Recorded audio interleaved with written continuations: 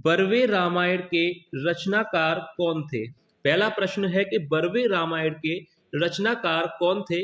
Option A दिया है Valmiki, option B Tulsidas, या ऑप्शन सी नावादास, या ऑप्शन डी केशवदास। तो देखिए प्रश्न काफी अच्छा है कि बर्वे रामायण के रचनाकार कौन थे, और जितना अच्छा प्रश्न है उतना ही सरल प्रश्न भी है कि बर्वे रामायण के रचनाकार कौन थे। तो याद रखिएगा इस प्रश्न का जो सही आंसर होगा ऑप्शन बी यहाँ पर राइट आंसर हो जाएगा।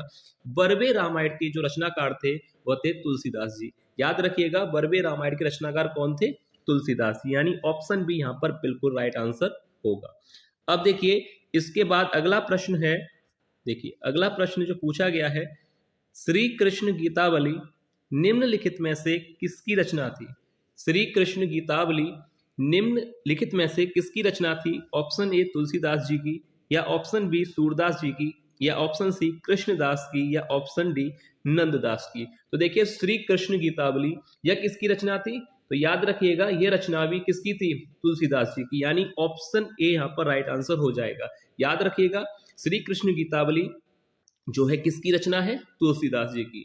अब इसके बाद देखिए अगला प्रश्न जो आपसे पूछा गया है, अगला प्रश्न है कि तुलसीदास ने कलयुग का विशेष वर्णन रामचरितमानस के कौन से कांड में किया है? तुलसीदास जी ने कलयुग का विशेष वर्णन रामचरितमानस के कौन से कांड में किया है? ऑप्शन दिए गए हैं, पहला ऑप्शन है लंका कांड में, या दूसरा अरण्य कांड में, या सी बाल कांड में, या ऑप्शन डी उत्तर कांड में। तो देखिए तुलसीदास जी ने कलयुग का जो वर्णन किया है वो रामचरितमानस के किस कांड में किया है? अगर ये प्रश्न आता है तो ध्यान से देख लीजिएगा, ऑप्शन डी यहाँ पर बिल्कुल सही हो जाएगा, उत्तर कांड में। कलयुग का विशेष वर्णन रामचरितमानस के उत्तर कांड में जो है किया गया है तुलसीदास जी के द्वारा, याद रखिएगा। अब इसके बाद देखिए अगला प्रश्न है, देखिए अगला प्रश्न है कि निम्नलिखित में से कौन सी रचना को ज्ञानपीठ पुरस्कार मिला है? यानी जो रचनाएं यहाँ पर दी गई हैं उनमें से किस रचना को ज्ञानपीठ पुरस्कार मिला है? ऑप्शन दिए गए हैं, पहला ऑप्शन है कि कितनी नावों में कितनी बार, ऑप्शन बी संस्कृति के 4 अध्याय, या ऑप्शन सी अनुभव के आकाश में चांद, या ऑप्शन डी मैं वक्त के सामने हूं। तो देखिए इन चारों में से किस रचना को ज्ञानपीठ पुरस्कार दिया जा चुका है? तो याद रखिए पहला ही ऑप्शन यहाँ पर सही हो जाएगा, कितनी नावों में कितनी बार। ये जो रचना है इस रचना पर ज्ञानपीठ पुरस्कार मिला था। ठीक है, अब ये रचना किसकी है? तो याद रखिएगा कितनी नाव में कितनी बार जो रचना है वह सच्चिदानंद हीरानंद वात्स्यायन अज्ञे जी की है, और इनको इसी रचना पर ज्ञानपीठ पुरस्कार से सम्मानित किया गया था। तो याद रखिएगा कितनी नावों में कितनी बार जो है अज्ञे जी की कृति है, और अज्ञे जी को इस रचना के ऊपर ज्ञानपीठ पुरस्कार से भी सम्मानित किया जा चुका है। ठीक है, यहाँ तक क्लियर है। अब देखिए इसके बाद जो अगला प्रश्न है, देखिए अगला प्रश्न है कि निम्नलिखित में से कौन सा उपन्यास धर्मवीर भारती की कृति है? कूट के द्वारा सही उत्तर का चयन करें। कौन सा उपन्यास धर्मवीर भारती की कृति है? देखिए 4 यहाँ पर दिए गए हैं, पहला है गुनाहों के देवता, सूरज का 7वां घोड़ा, या ऑप्शन दिया गया है मानस का हंस, या नदी के द्वीप। तो देखिए इन चारों में से धर्मवीर भारती की कृति कौन कौन सी है? तो देखिए गुनाहों का देवता धर्मवीर भारती की कृति है, और सूरज का 7वां घोड़ा ये भी धर्मवीर भारती का उपन्यास है। तो यहाँ पर ये दोनों ही धर्मवीर भारती की रचनाएं हैं, गुनाहों का देवता और सूरज का 7वां घोड़ा। तो यहाँ पर कौन सा विकल्प सही हो जाएगा बताइए? पहला और दूसरा, यानी ऑप्शन बी यहाँ पर राइट आंसर होगा। पहला और दूसरा जो है धर्मवीर भारती की रचनाएं हैं। अब इसके बाद देखिए मानस का हंस और नदी के द्वीप ये भी किसी ना किसी की रचनाएं होंगी। तो याद रखिएगा मानस का हंस जो है उपन्यास है, और ये किसका उपन्यास है? अमृतलाल नागर जी का। ठीक है, याद रखिएगा मानस का हंस एक उपन्यास है, और ये किसका उपन्यास है? अमृतलाल नागर जी का।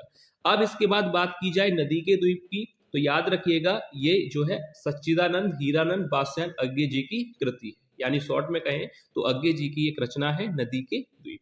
याद रखिएगा मानस का हंस अमृतलाल नागर जी की कृति है, और नदी के द्वीप जो है अज्ञे जी की कृति है। यहाँ तक क्लियर है आपको? अब देखिए इसके बाद अगला प्रश्न है, देखिए अगला प्रश्न है कि कामायनी को मानवता के रसात्मक इतिहास की संज्ञा किसने दी है? काफी अच्छा प्रश्न है, ध्यान से देख लीजिएगा।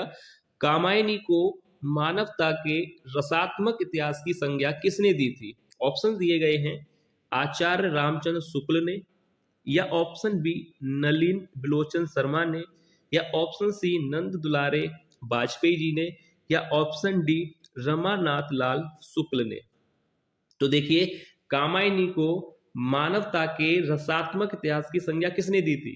तो यहाँ पर राइट आंसर क्या होगा बताइए, ऑप्शन कौन सा सही होना चाहिए? तो याद रखिएगा, कामायनी को मानवता के रसात्मक इतिहास की संज्ञा किसने दी थी? नंद दुलारे वाजपेयी जी ने, यानी ऑप्शन सी यहाँ पर बिल्कुल राइट आंसर हो जाएगा।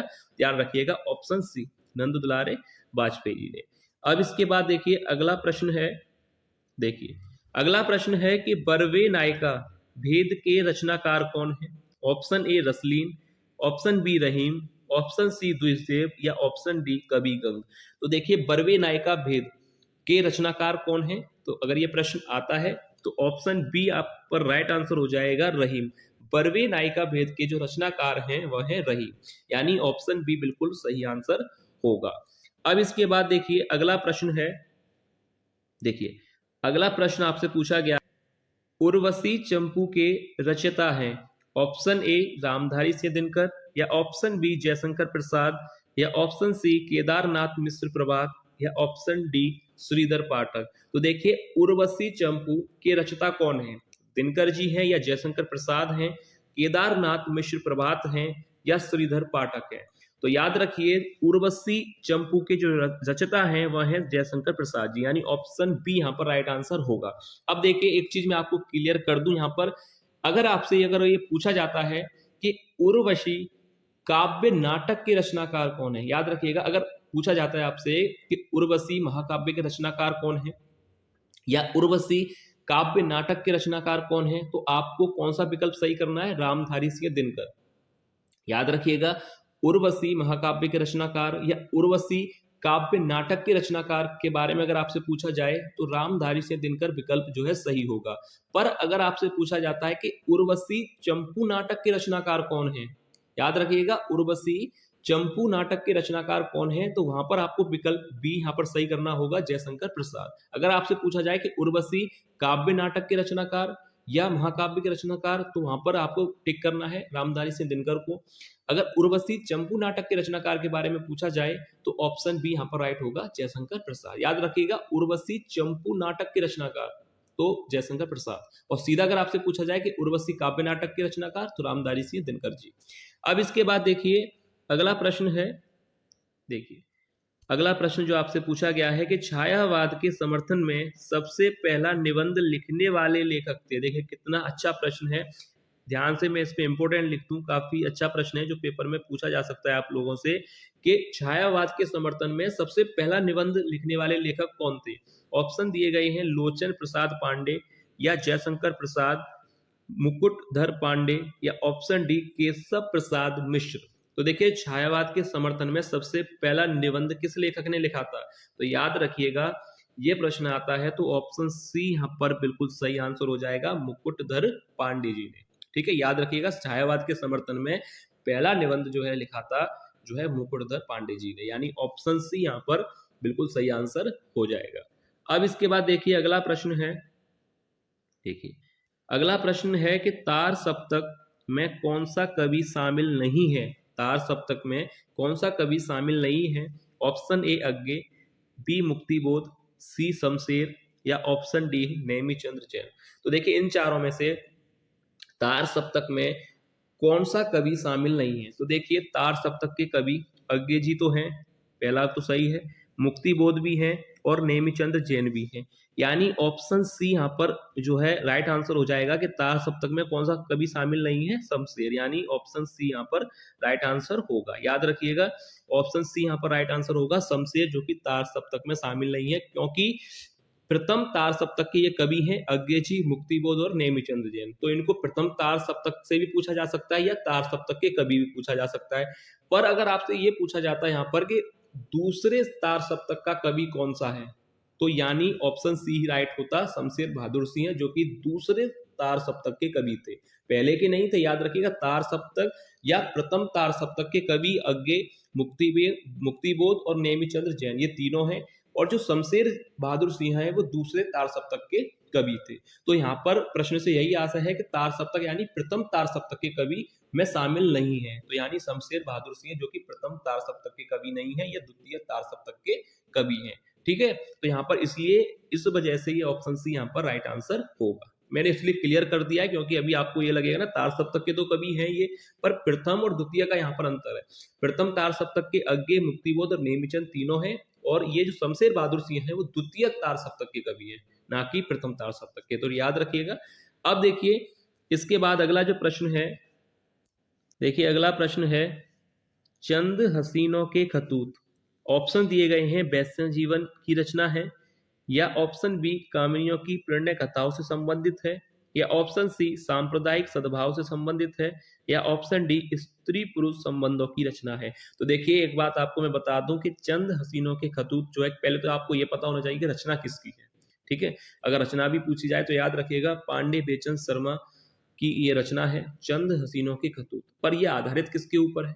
तो चार ऑप्शन दिए गए हैं कि वैश्य जीवन पर आधारित है, या कमनियों की प्रणय कथाओं से संबंधित है, या सांप्रदायिक सद्भाव से संबंधित है, या स्त्री पुरुष संबंधों की रचना है। तो देखिए चंद हसीनों के खतूत जो कि पांडे बेचन शर्मा जी की जो है रचना है, ये किस पर आधारित है?